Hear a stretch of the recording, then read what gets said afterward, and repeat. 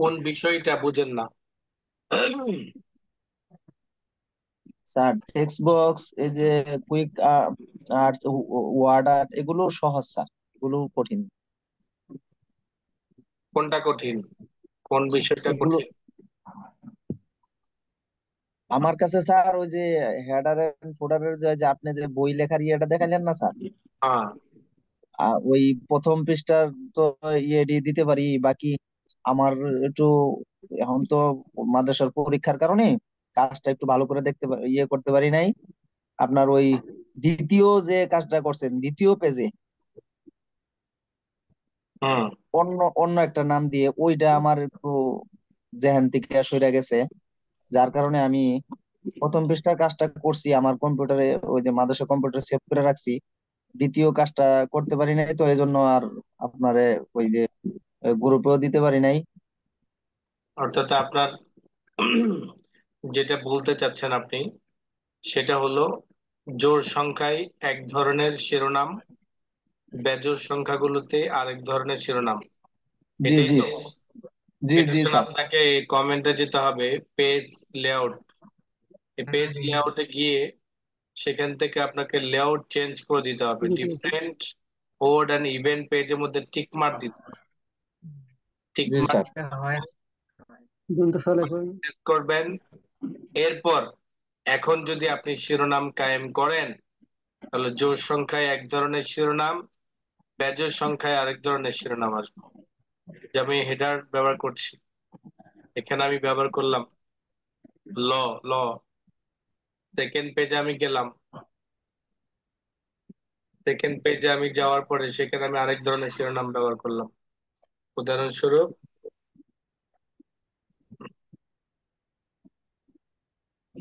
র। তাহলে আমার এখানে দেখেন, আমার এটা হলো জোড় সংখ্যা নাকি বেজোড় সংখ্যা? বলেন, এই প্রথম পৃষ্ঠাটা কি আমার জোড় সংখ্যা না বেজোড় সংখ্যা? বেজোড় সংখ্যা। বেজোড় সংখ্যা। এক বেজোড় সংখ্যা। যখন সেকেন্ড পেজের মধ্যে যাব, তখন সেটা কি জোড় সংখ্যা হলো না বেজোড় সংখ্যা? জোর জোর। জোর। জোড়। তাহলে জোড়ের মধ্যে যে শিরোনামটা আছে, বেজোড়ের মধ্যে সেই শিরোনামটা নেই। নেই। জোড়ের মধ্যে যে শিরোনামটা আছে সেটা কোথায় নেই? বেজোড়ের বেজোড়ের মধ্যে মধ্যে নেই। নাই। আবার বেজোড়ের মধ্যে যে শিরোনামটা আছে সেটা জোড়ে নেই। নেই। যেমন আমাদের অনেকগুলো পেজ আছে, আমাদের কি আছে? অনেকগুলো পেজ আছে। তো বলেন তো আমাদের এই যে অনেকগুলো পেজ আছে, টোটাল পেজ হলো কয়টা আমাদের? 100। বলেন। 35টা, 39টা পেজ। 39টা পেজ। এখন প্রত্যেকটা জোড় সংখ্যার মধ্যে দেখেন, এ হলো বেজোড়, সেকেন্ড পেজ হলো কি জোড়। জোর। দেখেন, আমার এখানে দেখেন, এই জোড়ের মধ্যে যে লেখাটা আছে সেটা কিন্তু আবার বেজোড়ের মধ্যে নেই। আবার বেজোড় সংখ্যা যতগুলো পেজ পাবেন, যেমন 1, 3, 5, 7, 9, 11, 13, 15, 17, এইভাবে যতগুলো কি পাবেন, যতগুলো বেজোড় সংখ্যা বেজোড় পাওয়া সংখ্যা যাবে। পাবেন, সবগুলো বেজোড় সংখ্যাতে এই শিরোনামটা থাকবে। আবার যতগুলো জোড় সংখ্যা পাবেন, প্রত্যেকটা জোড় সংখ্যার মধ্যে কি পাবেন? র পাবেন। অর্থাৎ র দিয়ে যে শিরোনামটা আমরা তৈরি করেছি সেটা কোথায়? জোড় সংখ্যায়। আর ল দিয়ে যেটা আমরা শুরু করেছি সেটা কোথায়? বেজোড় সংখ্যা। মনে থাকবে? জি স্যার। ইনশাআল্লাহ। সবাই কথা বলবেন। নতুন জি স্যার। বাংলাদেশে যদি কথা না বলেন, তাহলে বুঝতে হবে যে আপনি যুদ্ধ বিরোধী। কি বলেন? জি স্যার। রাষ্ট্রপতিকে চেহারা একমত। দেখলে হাসি দেখবেন না, কিন্তু কিছুদিন আগেও ওনার হাসি ছাড়া কোনো ইয়ে ছিল না। চলতে ফিরতে উনি মুচকে হ্যাঁ। হাসি দিতেন। ওনার হাসি এখন নেই। হাসি উঠে গেছে। ওনার হাসি আর ওনারও এটা শুনে ওনারও উঠে গেছে। ধরেন যাওয়ার সময় হয়ে গেছে। সরানো দরকার চুপ্পুকে, হ্যাঁ। মানে সরাইতে। তো হাসি নাই, তা আপনিও যদি সেই চুপ্পুর মতো হয়ে থাকেন, তাহলে আমিও কি মনে করব? সরানো দরকার। হ্যাঁ। স্বৈরাচার। তাহলে কথা বলতে স্যার হবে। চুপ্পু আমার এলাকার মানুষ। আহ তো চুপ্পুর মতো চুপ থাকবেন না, তাহলে কিসের মতো চুপ কথা বলতে হবে ইউনেসের মতো। পটপট পট করে বুড়া কালেও এখনো কিন্তু পটপটাইতে পারে। জি এরকম কথা বলতেই হবে। কথা যত বলবেন মুখে জড়তা কি হবে, দূর হবে। কেটে যাবে। আর মুখের জড়তা যত কেটে যাবে তত মুখের থেকে সুন্দর সুন্দর কথা বের হবে। তাহলে এখন দেখেন আমরা ইনসার্ট মেনুর page, header and footer, text box, quick parts. আচ্ছা আমাকে বলেন কুইক পার্টস দিয়ে আমরা কি কাজ করেছি, কে বলতে পারবেন আমাকে?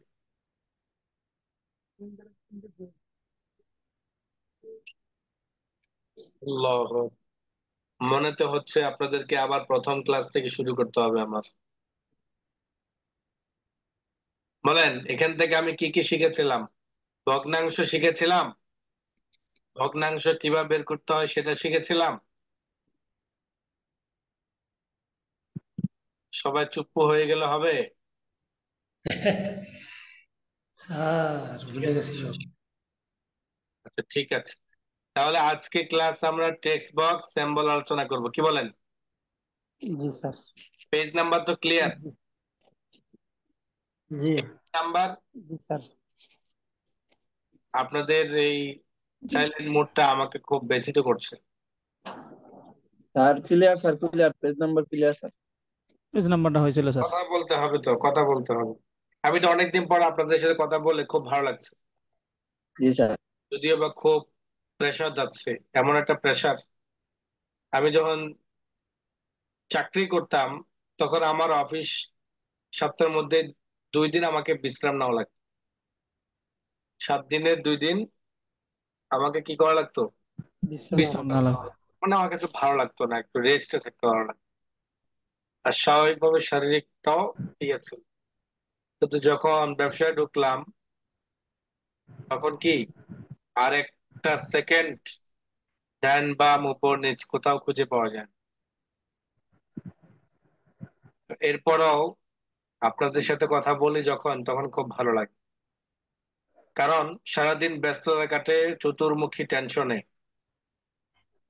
চতুর্মুখী কাজের চাপে, ডান বাম তাকানোর সময় পাই না। কিন্তু আপনাদের সাথে যখন কথা বলি কিন্তু একাকিত্ব কথা বলি, তখন আমার আশপাশে কেউ থাকে না। আমার কাছে কথা বলে ভালো লাগে, হয়তো বা আপনার কাছে বিরক্ত লাগতে পারে। না আমার জি স্যার না ভালো স্যার, জি না স্যার, ভালো লাগে। লাগে না। হ্যাঁ। জন্য যে কথা আমরা বলতে হবে। কাজ না করার কারণে স্যারের সাথে কথা বলতে সাহস হয় না। কথা বলতে হবে, কথা কথা বলবেন যত, আপনার সাথে আমার ঘনিষ্ঠতা তত বাড়বে। এবং আমি আপনাকে মেনশন করে করে আমি আপনাকে ক্লাসে উপস্থিত করতে পারবো। জি এই স্যার। অমুক জি কোথায়, স্যার। অমুক কোথায়, অমুক কথা আমার স্মরণে থাকবে, তাই না? কিন্তু জি জি স্যার। যখন স্যার। আমার জি স্যার। স্মরণে থাকবে না, অমুক নামে পরিচিত থাকবে না, তার তার নামটা, তার কার্যক্রমগুলো আমার জেহেনে থাকবে না, তখন মেনশন করবোটা কাকে? জি জি স্যার। সুখ দুঃখ কথা বলতে হবে। এমন তো না যে কখনো যে তাড়াহুড়া করে ক্লাস শেষ করে দিই, এমনটা জি হয় না। না স্যার। জি ফ্যামিলিতে না স্যার। কাজের চাপ থাকলেও এমনটা করি না। যদি করে থাকি সেটা হয়তো তখনের অবস্থা সিচুয়েশন ছিল এমন, কিন্তু আমার মনে হচ্ছে যে কোনোদিন করেছি এমনটা মনে হচ্ছে না। জি না স্যার। খেয়াল করেন, টেক্সট বক্সের কাজ হলো আমাদের লেখাগুলোকে একটা বক্সের মধ্যে করা। কিসের মধ্যে করা? বক্সের মধ্যে একটা করা। বক্সের মধ্যে করা। বক্সের মধ্যে স্যার। যেমন আপনি খাতার মধ্যে লিখছেন তো লিখছেন, আবার ছোট্ট একটা বাউন্ডারি দিয়েছেন, সেই বাউন্ডারির ভিতরে লিখছেন। তো সেই বাউন্ডারির ভিতরে লেখার একটা কারণ অবশ্যই আছে, আর বাউন্ডারির বাইরে লেখারও একটা কারণ আছে। বাউন্ডারির বাইরে যেটা লিখবো সেটা আমি গড়পড়তা লিখে যাব, বাট একটা বাউন্ডারি যখন থাকবে, সেই বাউন্ডারির ভিতরে লেখাটাই হলো লেখার সৌন্দর্যটাকে বৃদ্ধি করা। ঠিক আমি যদি আমার এখানে কোনো কিছুকে লিখি, সেটা সারা পুরা পৃষ্ঠার মধ্যে আমি লিখতে পারবো। চাইলে এতটুকু অংশটাকে, ছোটখাটো একটা লেখাটাকে ডান বাম উপর নিচে নিয়ে যেতে পারবো না।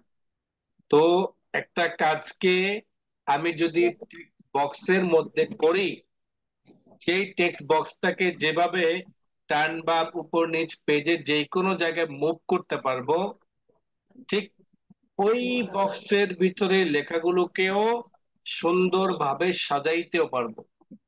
ওই বক্সের একটা বাউন্ডারি দিতে পারবো, ওই বক্সের মধ্যে একটা ব্যাকগ্রাউন্ড দিতে পারবো, ওই বক্সের মধ্যে আমরা গ্রেডিয়েন্ট দিতে পারবো, ওই বক্সের লেখাগুলোকে কালার করতে পারবো। দেন ওই বক্স পূর্ণ আমরা কপি পেস্ট, এই কাজগুলো আমরা টেক্সট বক্সের মাধ্যমেই করতে পারবো। এখানে কিছু টেক্সট বক্সের ফরম্যাট আছে, স্টাইল আছে। আপনি যদি এখান থেকে কোন স্টাইল চুজ করতে চান, দেন ক্লিক করেন। আর যদি বলেন যে না, এখান থেকে কোনো ডিজাইন, কোনো ফরম্যাট আমার প্রয়োজন নেই, আমি ডিফল্ট অর্থাৎ অটোমেটিক ভাবে যে বক্সটি থাকে সেই বক্স দিয়ে নিজস্ব ভাবে ট্র্যাক করে যতটুকু পরিমাণের দরকার ততটুকু পরিমাণের বড় বক্স তৈরি করতে চাই, তাহলে আমাকে ড্র টেক্সট বক্সে ক্লিক করতে হবে। আমি যখন ড্র টেক্সট বক্সে ক্লিক করব, তখন আমার একটি বক্স টাইপ করার জন্য মাউস পয়েন্টারের রূপ চেঞ্জ হয়ে যাবে। আমি যখন টেক্সট বক্সে ক্লিক করলাম, দেন ড্র টেক্সট বক্সে ক্লিক করলাম, এবার যখন মাউস পয়েন্টারটা চেঞ্জ হয়ে গেছে, একটা ব্ল্যাক প্লাস আসছে, একটা প্লাস চিহ্ন আসছে, আমি এবার আমার যতটুকু পরিমাণের দরকার সাইজ মতো তৈরি করে নেব। তৈরি করার পরে এবার যদি আমি ভিতরে কোনো কিছু লিখতে যাই, সেটাও আমি লিখতে পারি। আমার যা কিছু দরকার, যত কিছু দরকার সবকিছু আমি লিখতে পারবো আমার এই টেক্সট বক্সের মধ্যে। আমি আমার এই টেক্সট বক্সের মধ্যেই শুধু লেখা না, আমি আমার এই টেক্সট বক্সের মধ্যে কালার করতে পারি, আমি আমার টেক্সট বক্সের চতুর্পাশে বর্ডার দিতে পারি। এইভাবে আমি আমার লেখাটাকেও ডিজাইন করতে পারি। আমি যখন একটা টেক্সট বক্স তৈরি করলাম, then স্বতন্ত্র একটি মেনু চলে আসলো, যে মেনুর মাধ্যমে আমি আমার এই টেক্সট বক্সের যত ধরনের কাজ করতে পারবো সব ধরনের কমান্ড আমার এই ফরম্যাট মেনুর মধ্যে চলে আসছে। এখন দেখেন, আমি যদি আমার এই শেপটাকে চেঞ্জ করতে চাই, আমি যদি আমার টেক্সট বক্সটাকে চেঞ্জ করতে চাই, তাহলে আমাকে এডিট শেপ, চেঞ্জ শেপ, এইখান থেকে ক্লিক করে আমাকে চুজ করতে হবে আমি কোন ধরনের, কোন ফরম্যাটের, কোন স্টাইলের একটা শেপ চাচ্ছি। ওই শেপটাতে ক্লিক করতে হবে। আমি যখন ওই শেপটাতে ক্লিক করব, তখন আমার শেপটা যেটাতে আমি ক্লিক করেছিলাম ওইটার মতো হয়ে যাবে। আবার যদি বলি আমি এখান থেকে নতুন আরেকটা টেক্সট বক্স তৈরি করতে চাই, তাহলে এখান থেকে সেই টেক্সট বক্সের ফরম্যাট বা শেপ চুজ করব, দেন একটা ড্র্যাগ করে বক্স একটা তৈরি করব। এভাবে আমি আমার যতগুলো টেক্সট বক্স দরকার হবে, শেপ দরকার হবে, আমরা এইভাবে তৈরি করব। এখন প্রশ্ন হলো, এই বক্সগুলো কেন দরকার? এই বক্সগুলো আমাদের কেন দরকার? এই টেক্সট বক্স গুলো আমাদের কাজের মধ্যে অনেক জায়গাতে এটি ব্যবহার করে। যেমন আপনার মাদ্রাসার স্টুডেন্টদের প্রবেশপত্র বানাবেন, কি বানাবেন? প্রবেশপত্র। যেই প্রবেশপত্রের মাধ্যমে আপনারা আপনাদের বকেয়া টাকা উত্তোলন করেন, তাই না? জি কি জি বলেন? স্যার, জি স্যার। বকেয়া অর্থাৎ বকেয়া উত্তোলন করে তাকে একটা প্রবেশপত্র দিয়েছেন। আমি বলি এটা পরিশোধের মেমো, পরিশোধের সার্টিফিকেট। এটা কি প্রবেশপত্র না, এটা পরিশোধের সার্টিফিকেট। বকেয়া টাকা পরিশোধের সার্টিফিকেট।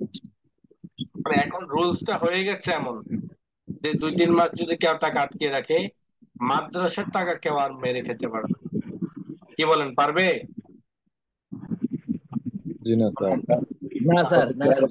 কারণ 2 টাকা আটকে গেলেও পরীক্ষার সময় এসে তাকে ক্লিয়ার করতেই হবে, ক্লিয়ার করে তারপর প্রবেশ করতে, তাই না? বিশেষ করে কিন্ডারগার্টেন যারা আছেন তারা তো 100 এই টাকা উঠে যায়। কিন্তু হয়তো যারা আমাদের ঐতিহ্যবাহী গুণগুলো ধরে রেখেছে যে সকল মাদ্রাসাগুলো, হয়তো বা ওগুলোতে এখনো ওইভাবে প্রেশার দেওয়া হয় না যে বকেয়া টাকার ব্যাপার।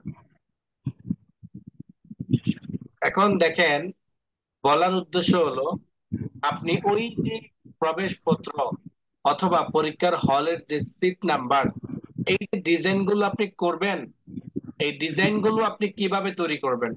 টেক্সট বক্সের মধ্যে, টেক্সট বক্সের মধ্যে যদি তৈরি করেন, তাহলে এই টেক্সট বক্সটা আপনি জাস্ট কপি করে নিয়ে আসলে অটোমেটিক ভাবে পুরো পৃষ্ঠার মধ্যে আপনাকে লেখা লাগবে না, জাস্ট একটা বক্সের ডিজাইন দাঁড় করাবেন এবং বক্সটা কতটুকু পরিমাণে নিবেন। A4 সাইজের কাগজ আপনার কাছে আছে, আছে কিনা? এখন এই A4 সাইজকে যদি আপনি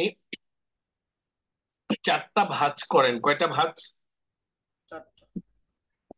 কথা বুঝেন? 4টা বাদ।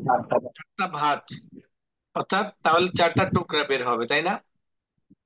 জি। যেটাকে আমরা 2 ভাঁজে 4 টুকরা বলি। 2 ভাঁজে, 4 টুকরা। কথা বুঝেন না মনে হয়, বুঝাইতে পারিনি। আপনি একটা A4 পেপার, যদি A4 পেপার মানে হলো ফটোকপির দোকানে যে কাগজটা অহরহ পাওয়া যায়, ওই কাগজটার নাম কি? A4 কাগজ। A4 size. এই A4 কে যদি আপনি ভাঁজ করেন, 2টা ভাঁজ করেন, তাহলে কয়টা টুকরা হবে? 2 টুকরা। 4 টুকরা। কয়টা টুকরা হবে? একবারে টুকরা। 4টা টুকরা হবে। আপনি প্রথমে একটা ভাঁজ করলেন, একটা সাইড ডান থেকে বাম দিকে, আবার নিচ থেকে যখন উপর দিকে একটা ভাঁজ করবেন, তখন দেখবেন যে এটাকে 4টা ভাঁজ পাওয়া যাবে। কয়টা? 4টা বাদ। মূলত আচ্ছা। আপনি ভাঁজ ফেলছেন কয়টা? 2টা। 2টা। তো আমার বলার উদ্দেশ্য হলো, এই যে ভাঁজটা করলে যে সাইজটা তৈরি হয়, সেই সাইজটা কেমন হবে এটা আপনার জেহেনে ঢুকাই দেওয়া, এটা আপনার জেহেনে ঢুকাইয়ে দেওয়া। অর্থাৎ আপনি বুঝতে পারছেন এই যে A4 সাইজটা আছে, এই A4 সাইজটাকে যদি আমি 4টা ভাগ করি, তাহলে আমার এই একটা পেপারের মধ্যে 4টা প্রবেশপত্র বের হবে। কয়টা? 4টা আচ্ছা। এখন আসেন, এই A4 এর মধ্যে যদি আমি 8টা টুকরা করি, কয়টা টুকরা? 8টা টুকরা। 8টা টুকরা। আচ্ছা। তাহলে সেই 8টা টুকরা দিয়ে কিন্তু আমি হলের সিট নাম্বার লাগাইতে পারি কিনা? জি। জি। তো এখন কতটুকু সাইজ দরকার হবে এই ধারণার জন্য আপনি কাগজটা ভাঁজ করে দেখতে পারেন। ডিজাইন করার পরে, প্রিন্ট আউট করার পরে ভাঁজ করে আপনি দেখবেন, এটা আপনার কাজেরও কি হবে, সমস্যা হবে, প্লাস কাগজ নষ্ট হবে, প্লাস শ্রম হবে। এতগুলো শ্রম ব্যয় করা দরকার নেই।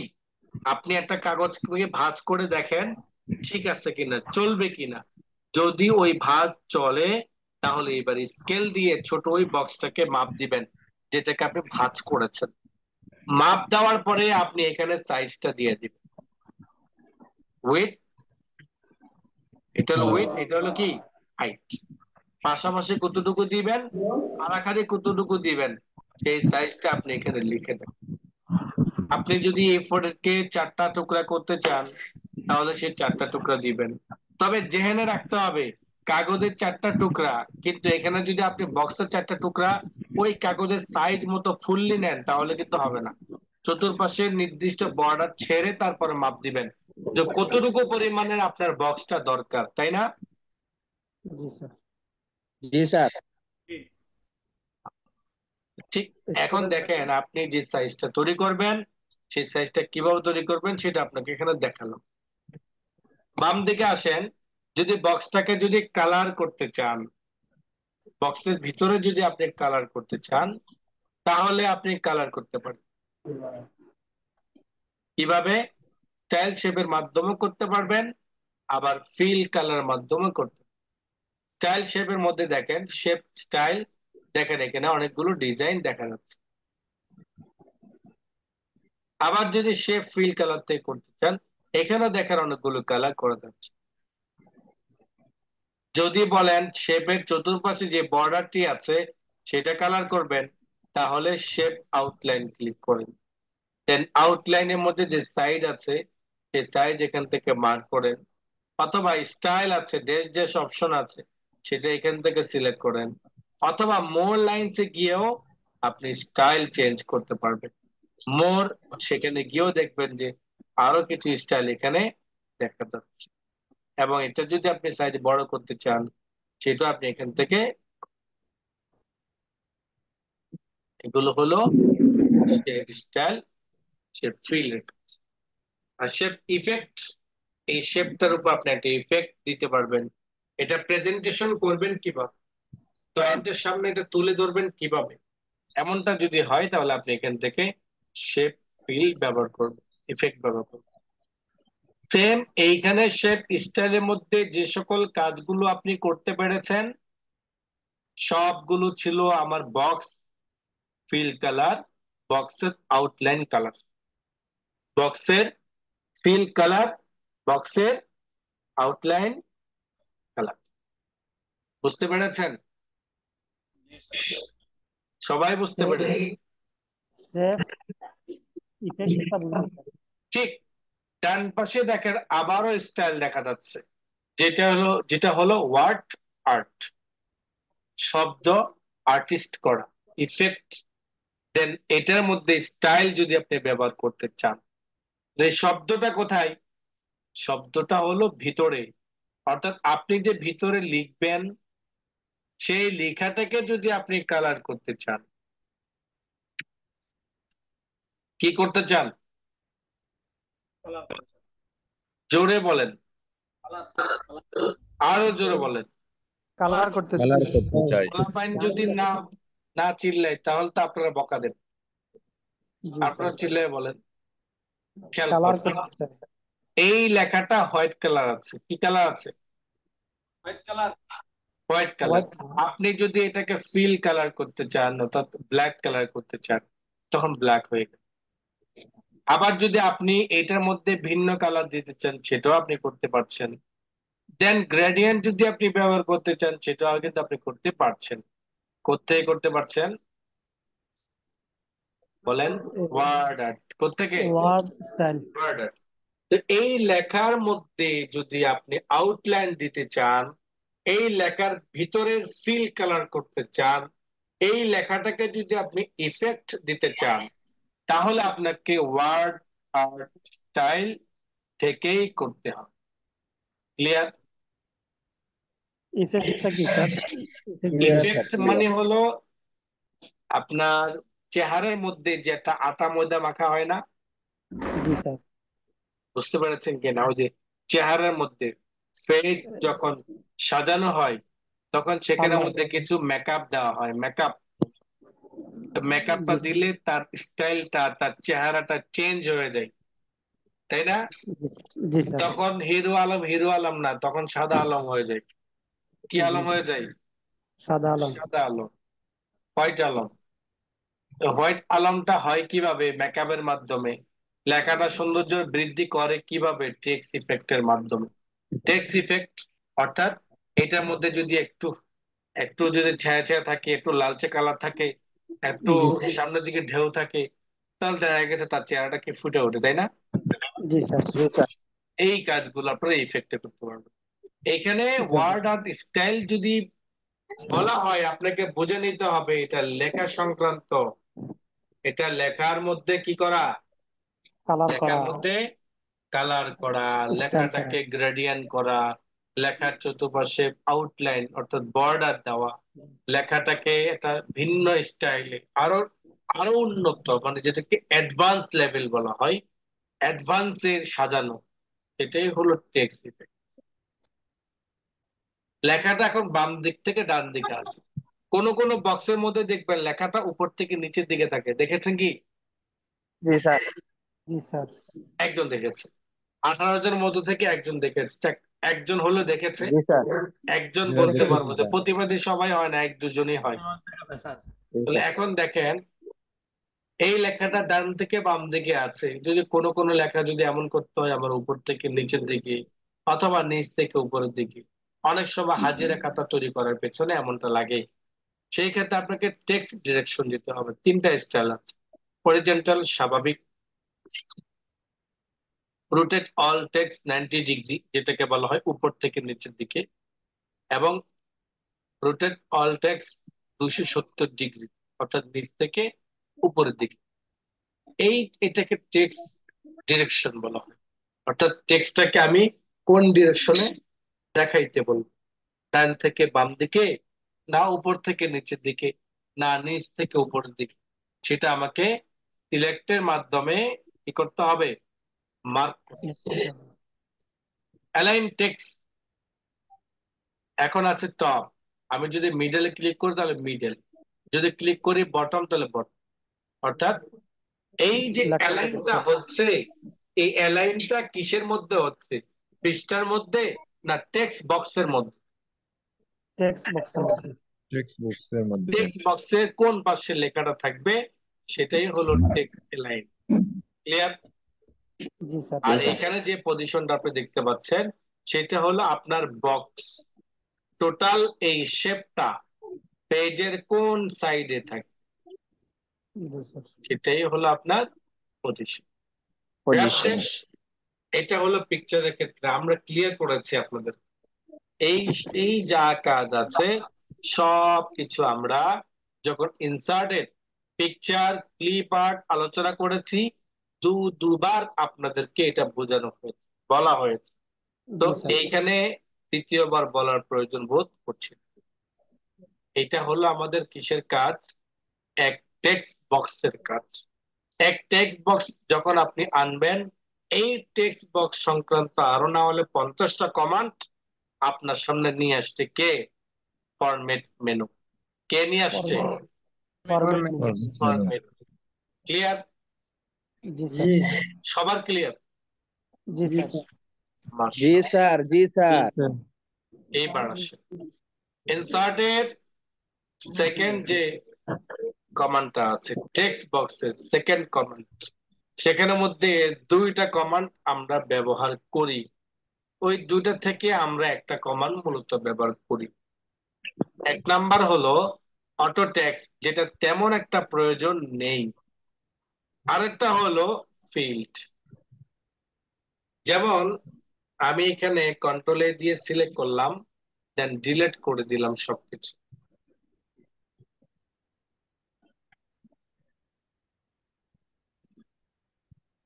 আমি এখানে লিখলাম কওমি ইউথ ক্লাব। আমার কিবোর্ড প্রবলেম। এই যে লেখাটা আমি লিখলাম, আমি চাচ্ছি যে কওমি ইউথ ক্লাব, আমি একটা বই লিখছি, সেই বইয়ের মধ্যে কওমি ইউথ ক্লাব না হলে আমার 50 থেকে 100 বার, 80 বার, 90 বার, 10 বার কিংবা একবার বা মাঝে মধ্যে এই শব্দটা আমার লাগে। এমন কিছু টেক্সট আমাদের মাঝে আছে যেগুলো আমরা সেভ করে রাখলে বারবার লেখার প্রয়োজন হয় না। হয় না। ওইটাই আপনি ইনসার্ট কুইক পার্টস থেকে অটো টেক্সটের মাধ্যমে করতে। যেমন কওমি লিখলাম, এবার আমি যদি অটো টেক্সটে গিয়ে save selection to auto text গ্যালারিতে ক্লিক করেন, আপনার থেকে একটা নাম চাবে। এরপরে গিয়ে আপনি এখানে এটাকে কি করে দেন, পেস্ট করে দেন। আপনি যখন এখানে পেস্ট করে দিবেন, আপনি যখন এখানে পেস্ট করে দিবেন দেন ওকে বাটন প্রেস করেন। এখন দেখেন আপনি যদি এই লেখাটা লিখতে চান, লেখাটা না লিখে অটো টেক্সটের মধ্যে গিয়ে সরাসরি আপনি এটাকে কি করতে পারবেন। যেমন সবার নিচে যাই কওমি ক্লাব, এটা লিখেছি। এরপর আমরা চাইলে যেমন কওমি ক্লাব লেখাটা অলরেডি আমি লিখে রেখেছিলাম, কওমিতে ক্লিক করলাম, দেখেন আমার কওমিটা চলে আসলো, যেটা আমি কিছুক্ষণ আগে সেভ করেছি। এমন কিছু টেক্সট বা আপনি যখন কোনো বইয়ের কাজ করবেন, এমন কিছু লেখা আমাদের মাঝে বারবার আসে, যেটা লেখাটাও সময়ের ব্যাপার, আবার ভুল হওয়ার তো সম্ভাবনা থাকতেই পারে, কপি পেস্ট করাটাও একটা সময়ের ব্যাপার। এই ক্ষেত্রে আমরা এইখানে সেভ করে রাখি। তবে আমার লাইফে কখন এটা একবারের ব্যতীত আর দরকার হয়নি। তাও দরকার হয়েছিল কখন, সম্ভবত মাকামাতে হারিরি অথবা অন্য এই ক্যাটাগরি একটা বই লিখতে গিয়ে বারবারই আমার এই যে সিগার বা ইয়েগুলো আমার আনা লাগে, এই কারণে আমি ওই জায়গার মধ্যে এগুলো সেভ করে রেখেছিলাম। ওখান থেকে জাস্ট আমি টেক্সট ক্লিক করে করে সেই লেখাগুলো বসিয়েছিলাম একবার, আর কখনো লাগে। আপনার যদি কখনো দরকার হয় তাহলে দিতে পারেন, যেমন আপনার কোম্পানির নাম, নাম, ঠিকানা, অ্যাড্রেস, টিটাল, টোটাল জিনিসগুলো এখানে সেভ করে রাখেন। বাস জাস্ট ক্লিক করলে আপনি তথ্যগুলো পেয়ে গেলেন। এমনটা যদি আপনি করেন তাহলে আপনার জন্য সহজ। মূলত আমরা এখান থেকে যে কাজটি করি সেটা হলো ফিল্ড।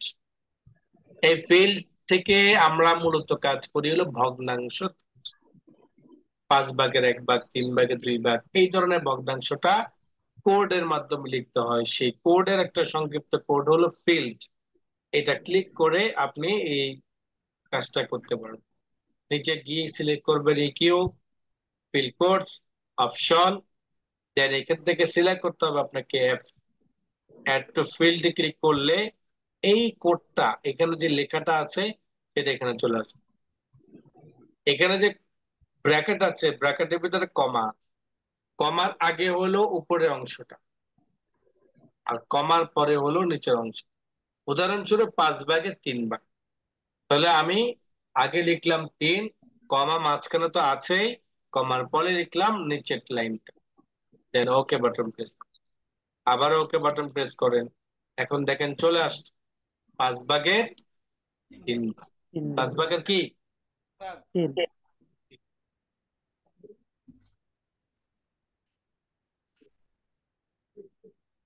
আল্লাহ, আমি আবার দেখাচ্ছি। কুইক পার্টসে যাব, fill code, EQ, fill code, option, add, add to field, এরপর লিখবেন উপরের অংশটা, কমার পরে লিখবেন হলো নিচের অংশ, ওকে বাটন প্রেস করবেন, আবার ওকে। এরপর আসেন হলো ওয়ার্ড আর্ট। ওয়ার্ড আর্ট, আর এই এখানে সিস্টেম ছাড়া কি ভগ্নাংশ লেখার সিস্টেম নাই স্যার? হ্যাঁ, ফিল্ড ছাড়া কি এমনি ভগ্নাংশ লেখার সিস্টেম নাই? কোড দিয়ে লিখতে হবে তখন। এখানে হলো কমান্ড আর হলো কোড। কোডের শীটটা আপনাদেরকে দেওয়া হয়নি মনে হয়, আপনাদেরকে দিব ইনশাআল্লাহ। জি স্যার। এবার আসেন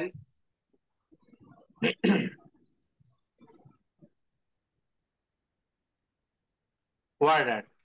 ওয়ার্ড আর্টের এখানে যে কাজটা, ঠিক আমার হোম মেনু থেকে আমি যেটা দেখিয়েছিলাম আপনাদেরকে, same। জি স্যার। তো দ্বিতীয়বার বলার প্রয়োজন বোধ করছি না। জি স্যার। এরপর আসেন হলো আমাদের অবজেক্ট, ডেট এন্ড টাইম, আজকে কয় তারিখ, এখন কয়টা বাজে, এই ধরনের ফরম্যাট গুলো এখানে পাওয়া যায়। জাস্ট ক্লিক করলেই সেই ফরম্যাট এখানে চলে আসবে। এটা অনেক সময় প্রিন্ট আউট করতে, দ্রুত প্রিন্ট করতে এই সময়টা লাগে, অনেকগুলো ডকুমেন্ট আছে যেটা টাইম টাইম সহ সবকিছু দিতে হয়। Just এখানে ক্লিক করবেন, কম্পিউটার যদি ডেট টাইম আপডেট থাকে তাহলে এখান থেকে আপডেট হয়ে যাবে। অবজেক্ট থেকে আমরা দুইটা কাজ করি। কয়টা কাজ? দুইটা কাজ। দুইটা কাজ। 1 নাম্বার কাজ হলো অন্য একটা ফাইলের লেখাগুলোকে কপি করে নিয়ে আসতে পারবো। এখন প্রশ্ন হলো, কপি করতে আমরা তো এমনি পারি, ফাইলটা ওপেন করে সেখানে লেখাগুলো সিলেক্ট করে কপি করে এখানে এসে পেস্ট করে দিলাম, তাই না? কি বলেন? জি স্যার। কাজ তো সবাই পারে, কাজ সবাই পারে। একজন ইঞ্জিনিয়ারও বাড়ি বানাইতে পারে, আবার একজন কন্ট্রাক্টরও বাড়ি বানাইতে পারে, পারে কিনা? জি কিন্তু জি স্যার। স্যার। ইঞ্জিনিয়ার কাজের মধ্যে ত্রুটি হওয়ার সম্ভাবনা কম, বাট একজন কন্ট্রাক্টরের কাজের মধ্যে সম্ভাবনা কি? বেশি। বেশি। বেশি। আবার কন্ট্রাক্টর থেকেও বেশি ভুল হওয়ার সম্ভাবনা কার? কারিগরের, মিস্ত্রিদের, তাই না? জি আবার মিস্ত্রির থেকেও বেশি ভুল হওয়ার সম্ভাবনা কার? তার, তারপর তাই না? তো এই যে আপনি কাজ করতে পারবেন, আপনি যে কপি করে নিয়ে আসলেন, এই যে কপি করতে গিয়ে যে আপনি কয়টা স্টেপ পার করলেন, ইঞ্জিনিয়ার তো এতগুলো স্টেপ পার করবে না, করবে?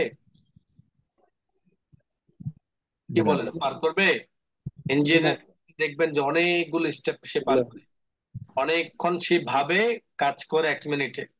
কন্ট্রাক্টর সারাদিন কাজ করা, সারাদিন ভাবে, সারাদিন কাজ করে আর সারাদিন ভাবে। ভাবে আপনি যদি এখান থেকে একজন কন্ট্রাক্টরের আর একজন ইঞ্জিনিয়ার তফাৎটা হলো এখানে, একজন শিক্ষিত মানুষ, একজন উচ্চ শিক্ষিত, একদম মধ্য শিক্ষিতের মধ্যে তফাৎ হলো এইটা এখানে, যে আপনি ফাইলটা ওপেন করবেন, ওপেন করার পরে ফাইলে যাবেন, ফাইল ওপেন করবেন, যে ফাইলটা থেকে লেখাগুলো আনবেন সেই লেখাগুলোকে মার্ক করবেন, এরপরে লেখাগুলোকে কপি করবেন, আবার এই ফাইলে আসবেন, আবার পেস্ট করবেন।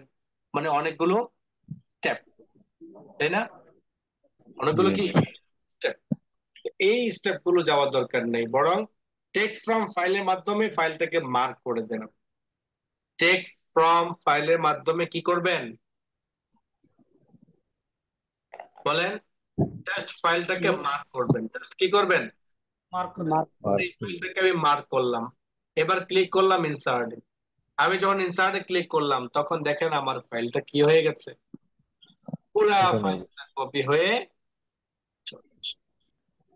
তাহলে এটা ইঞ্জিনিয়ারের কি খেলা, এটা কার খেলা? ইঞ্জিনিয়ার।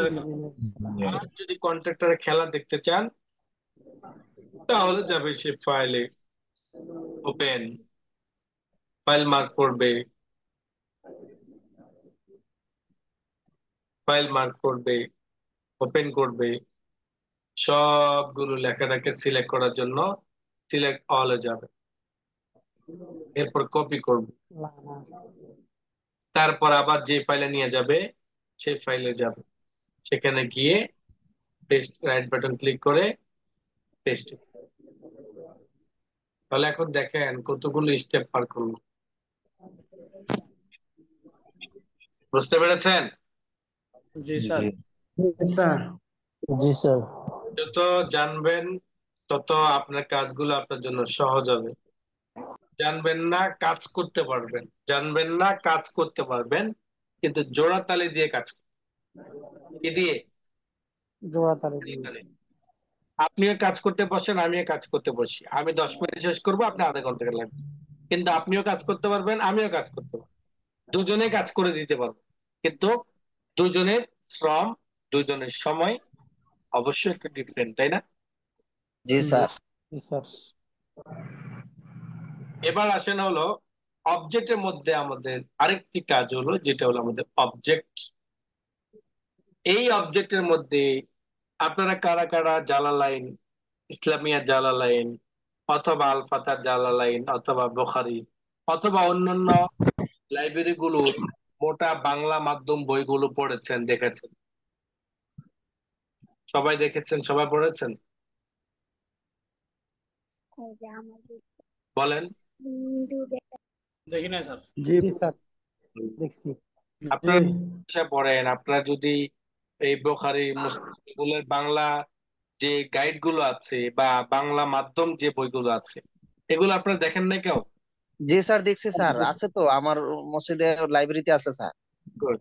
তো এই যে বইগুলো দেখেছেন, সেই বইগুলোর মধ্যে কিছু শিরোনাম দেখেছেন, আচ্ছা কি করতেছে স্যার? সেই বইগুলোর মধ্যে কি দেখেছেন? কিছু শিরোনাম দেখেছেন। ওই শিরোনামগুলোর মধ্যে দেখবেন লেখা আছে অধ্যায়, অনুচ্ছেদ, পরিচ্ছেদ, তাই না? জি স্যার জি স্যার। ওই অধ্যায় নাম্বার এত, অনুচ্ছেদ নাম্বার এত, পরিচ্ছেদ নাম্বার এত, এই যে লেখাগুলো যেই বক্সের মধ্যে লেখা আছে সেই বক্সটা কিন্তু একটা ডিজাইন করা, তাই না? জি স্যার একটা সময় শুধুমাত্র শিরোনাম লিখে দিত, এখন বাঙালি তো, বাঙালিকে সবাই এখন অনুসরণ করে। আমরা একটা সময় অনুসরণ করতাম, বই বই পুস্তক তৈরি করার সময় অনুসরণ করতাম পাকিস্তান, ইন্ডিয়া, তারপর মিশর, এদেরকে। এখন ওরাই আমাদেরটা অনুসরণ করে। ওরাই কি করে? আমাদেরটা অনুসরণ অনুসরণ। করে। কেন বলছি জানেন? যেমন সিএসসির যে সকল কিতাবগুলো কম্পিউটার নুসখা, এটা কিন্তু বাংলাদেশে এটা তৈরি হয়েছিল কারা, কে করেছে বলেন দেখি, কে বলতে পারে? আলফা বুশরা, বুশরা, বুশরা, জি বুশরা। বুশরা লাইব্রেরি তৈরি করছে, বাংলাদেশের না। কোন দেশের পাকিস্তান। বাংলাদেশে। বলেন? বাংলাদেশে। বাংলাদেশ। পাকিস্তান। কম্পিউটার নুসখা সর্বপ্রথম বাংলাদেশে তৈরি হয়নি, বরং তৈরি হয়েছে ভারতে। কম্পিউটার নুসখা আমরা যে ভারতে। সিএসসির কিতাবগুলো পড়ি, এই সিএসসির কিতাবগুলো তো আমাদের লিখিত, তাই না? হাতের লেখা। জি স্যার। সেটা যে কম্পিউটার নুসখা আসছে, এই কম্পিউটার নুসখা সর্বপ্রথম কে বের করেছে বলেন? ভারতে। ভারতে ওনারা তৈরি করেছেন, বাংলাদেশে আসলো, দেন বাংলাদেশের লাইব্রেরি ওয়ালারা এটাকে ফটোকপি করে মারিয়েছে। বাংলাদেশের লাইব্রেরি ওয়ালা কি করছে? ফটোকপি করে চুরি করছে। এখন কার বাচ্চা, কার বউ আর এত কিছু খেয়াল করার সময় নেই। কারণ আইসে বাংলাদেশে এবার চালাও একদম সেম, বা সব জায়গার মধ্যে কম্পিউটার নুসখা ঢুকে গেছে। যখন কম্পিউটার নুসখা ঢুকে গেছে, ইসলামী আলফাতার মাথা শেষ। ইসলামী আলফাতা মাথা শেষ। লক্ষ লক্ষ টাকার বই গোডাউনে পড়ে আছে। তারাও শুরু করেছে, কিন্তু তাদের মতো না, বরং আরো উন্নত করে। বরং কি? আরো আরো উন্নত উন্নত করে। আরো করে। উন্নত করে, মানে আরো উন্নত বলতে যে এইটার এতটা সুন্দর করে সাজিয়েছে তারা, যে তাদের বইটাকে এখন ইন্ডিয়া ওয়ালারা কপি করে ছেড়ে দিয়েছে। ইন্ডিয়া একজনটা একজন চুরি করতেছে। কপি করে ছেড়ে দিয়েছে। এখন কি করছে, বাঙালি ওয়ালারা গেছে, আবার গেছে মামলা করতে। বাঙালিরা করতে গেছে মামলা, মামলা করতে যেয়ে নিজেরা ফাঁসে গেছে। তোমরা যে আমাদেরটা করছো, তখন তো আমরা অ্যাকশনে যাইনি। বলার উদ্দেশ্য হলো এটা, যে ঠিক এই যে কাজগুলো যারা করে, এই যে কাজগুলো যারা করে, তাদের মেধার প্রশংসা করতে হয়। কেননা কত কিছু, কত তথ্য এবং কত তাখরিজ যে তারা কালেকশন করে, এই হাদিসের তাখরিজ গুলো কোন কোন কিতাব আছে, কোন কোন ইয়ে আছে, এগুলো যে অ্যাড করে, অ্যাড যে করেছে, এটা আমাদের জন্য অনেক কিছু, তাই না? জি আমরা স্যার। জি। বের করার জন্য কত কিতাব কিনতে হয় আমাদের, যারা আমাদের হাতের লেখার ইয়ে, যারা আমরা ইয়ে করেছি, তারা কিন্তু দেখেছি যে আমাদের এক্সট্রা অনেকগুলো বই লাগতো, শুধু সিএসসি তে কিতাবের জন্য লাগতো কিনা? জি জি জি স্যার। স্যার। কিন্তু এখন অনেকটা কমে আসছে, কারণ সকল কিতাবের ইয়েগুলো এখন টাইনে নিয়ে আসছে কিসে? কম্পিউটার নুসখা। এটা যদি এরকম আপডেট হতে থাকে, আশা করি দেখা গেছে একদম প্রত্যেকটা হাদিসের সবকিছু তথ্য পাওয়া যাবে। এই যে কাজটা আপনি করেছেন, কাজটা করতে পারলেই তো আপনি করতে পারবেন, তাই না? যদি কাজ জি স্যার। নাই জানেন, তাহলে আপনি কাজটা করবেন কিভাবে? কাজটা জি। আপনি করবেন কিভাবে? কাজ করার জন্য অবশ্যই আপনাকে কি করতে হবে? জানবেন। জানবেন তো করতে পারবেন, জানবেন না তো করতে পারবেন। ঠিক এইখান থেকে যে কাজটা কথা বলছি, সেটা হলো অবজেক্ট।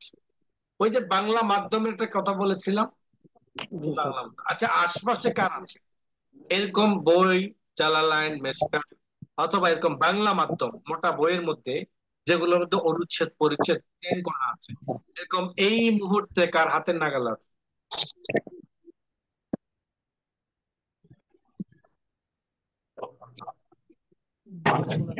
কারো হাতের নাগালে নেই।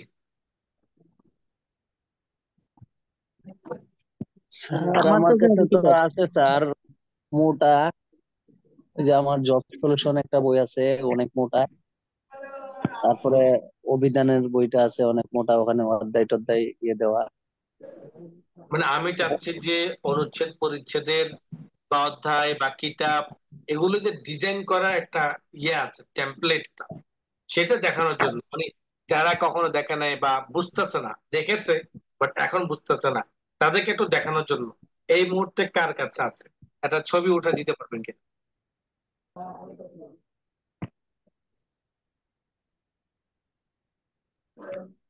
নেই। ঠিক আছে, তাহলে এখন দেখেন আমি আপনাদেরকে দেখেন একটা ডিজাইন করবো না, জাস্ট একটা শেপ দেখো। যেমন এই যে একটা শেপ তৈরি করবো, এটার মধ্যে আমি লিখলাম অ্যাড টেক্সট ক্লিক করে এটার মধ্যে আমি লিখলাম যাই কিছু লেখার আমি লিখলাম। ধরেন এটা আমার শিরোনাম,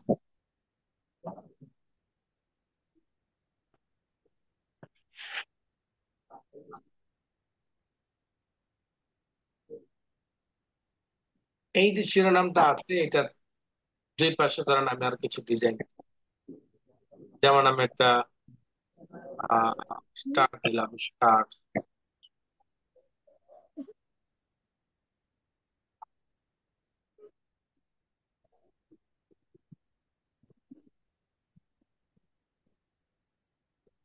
স্টারটাকে আমরা সাদা করে দিলাম।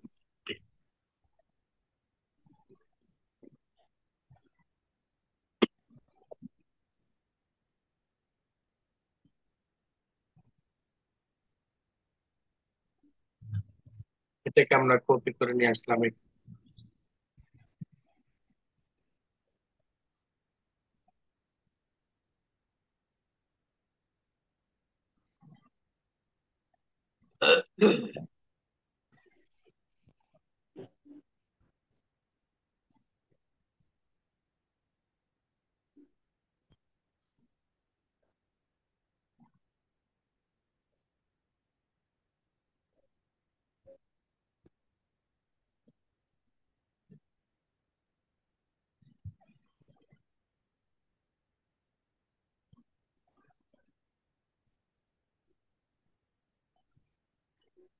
যেমন এটা আমার অধ্যায়, আমি এটাকে বড় করে দিলাম আরো।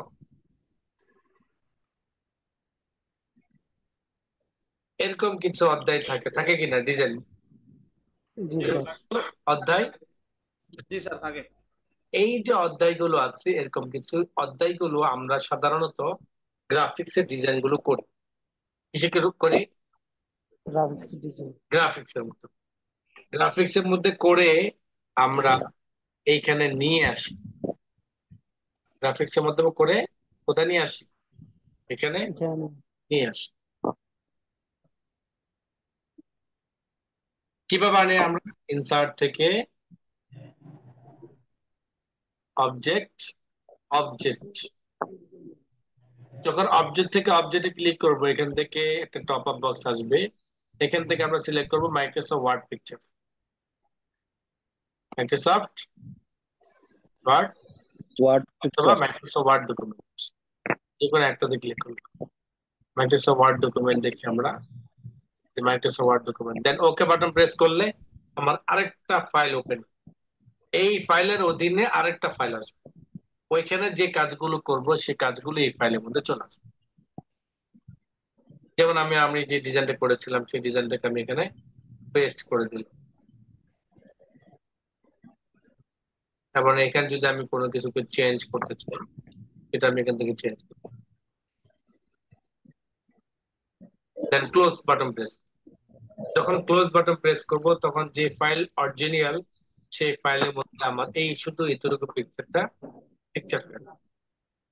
এখন প্রশ্ন হলো আমি কেন পিকচার করে দিব? আমি তো এই ডিজাইনটা ওখানে দিয়ে দিতে পারতাম, সেম ডিজাইন তো আমি ওখানেও দিতে পারতাম, তাই না? কিন্তু জি আমি স্যার। এখানে কেন এখানে দিই নাই? কেননা আমার এই পেজটা সাজাইতে গেলে আমার এই লাইন স্পেস কমানো বাড়ানো ইত্যাদির কারণে আমার এই শীট গুলো নষ্ট হয়ে যেতে পারে। কি হয়ে যেতে পারে বলেন? কি হয়ে যেতে পারে? নড়চড় হয়ে যেতে পারে, তাই না? তো এই জি জন্য স্যার। আমরা এই ধরনের ডিজাইন গুলোকে ওই ফাইলের মাধ্যমে এখানে সেট করি।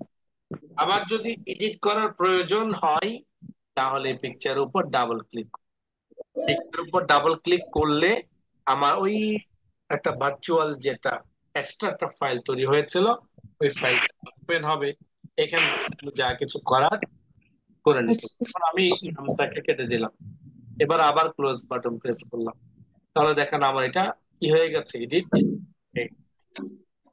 ক্লিয়ার? জি স্যার। সবাই ক্লিয়ার? জি স্যার। সবাই তো ঘুমাচ্ছেন, কেমনে ক্লিয়ার স্যার হবে? আছে স্যার সবাই আছে। এরপর আসলে হলো আমাদের ইকুয়েশন। ইকুয়েশনের জন্য আপনাদেরকে শীট দিব, এরপরে ইকুয়েশন সম্পর্কে আলোচনা করব। আসেন সিম্বল। সিম্বল থেকে আমরা দুইটা কাজ শিখেছিলাম, একটা হলো বাংলা যুক্ত বর্ণমালা, আরেকটা কি উর্দুর উর্দু বাক্যে। ভাষা সেট করা, হরকত সেট করা, তাই না? জি স্যার। আর জি স্যার। মূলত অরিজিনাল ভাবে, অর্থাৎ এই সিম্বলের মূলত যে কাজ সেটা হলো সিম্বল প্রতীক বের করা। এই প্রতীক কোথায় পাবো? আমরা সিম্বল বক্সে ক্লিক করলে এখান থেকে উইন্ডিং, ওয়েবডিং, এগুলোতে আমরা বিভিন্ন ধরনের সিম্বল পাবো। এই সিম্বল গুলো আমার টেক্সট এর মতো, লেখার মতো। লেখার ভিতরে ভিতরে আমরা এগুলাকে কি করতে পারবো? ডাবল ক্লিক করলে সেই সিম্বলটা এখানে চলে আসবে। এরপর আমি এখানে কিছু লিখলাম, লেখার পর আবার ইয়ে করলাম, সিম্বল আনলাম। তো এইভাবে আমরা সিম্বল গুলো বসাইতে পারবো লেখার মাঝে মাঝে, যা একদিকে বড় ছোট করতে পারবো লেখার মতো। এক কথায় এগুলো ঠিক টেক্সটের মতো, টেক্সটের মতোই আমার কি এই সিম্বল গুলো ব্যবহার। এটা হলো আমাদের ইনসার্ট মেনুর বিস্তারিত। আগামী ক্লাসে আমরা চলে যাব পেজ লেআউটের বিস্তারিত আলোচনা। পেজ লেআউট থেকে আমরা পেজ সেটআপ সম্পর্কে আলোচনা করেছিলাম, ব্যাকগ্রাউন্ড সম্পর্কে আলোচনা করেছিলাম। অর্থাৎ পেজ লেআউটের পূর্ণাঙ্গ আলোচনা হয়েছে আমার জানা মতে। আপনারা কতটুকু গিলে খেয়েছেন আপনারা জানেন, কিন্তু আগামী ক্লাসে পেজ লেআউটের সামারিটা আলোচনা করব। ঠিক আছে? যারা ভিডিওগুলো দেখেন নাই, ভিডিওটা দেখে নেবেন দয়া করে, এবং দেখার পরে গিয়ে প্র্যাকটিস করুন। যেখানে যেখানে আটকে যাবেন নোট ডাউন করে রাখেন, যাতে প্রশ্ন করতে পারেন, প্রশ্ন করে জেনে নিতে। ক্লাস এ পর্যন্ত কার কোনো প্রশ্ন থাকলে করতে পারেন। গত ক্লাসের ভিডিওতে দেওয়া